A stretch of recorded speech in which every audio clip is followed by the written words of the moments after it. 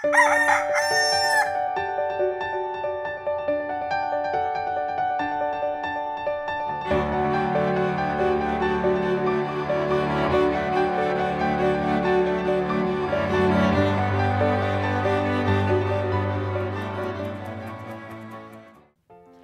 umaga po kapamilya. Ako po si Father J.Y. Tayo na po at makape at pandasal.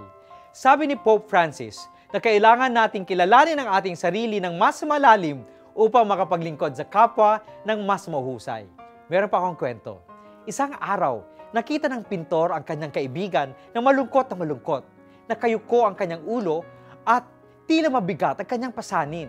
Pakiramdam daw ng kanyang kaibigan na walang nagmamahal sa kanya. Kaya niyaya siya ng pintor na dumalaw sa kanyang studio. Sa gitna ng kwarto ay may isang bangko. Doon niya pinaupo ang kanyang kaibigan at pinag-aralan ang kanyang mukha at katawan. Pagkatapos, sinimulan niya ang kanyang pagpipinta.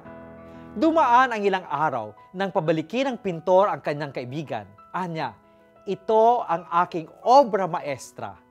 Wala nang hihigit pa sa gawain kong ito. Nagulat ang kanyang kaibigan nang inalis ng pintor ang takip ng larawan. Maliwanag ang mukha ng nasa larawan, nakangiti at buhay na buhay ang mga mata.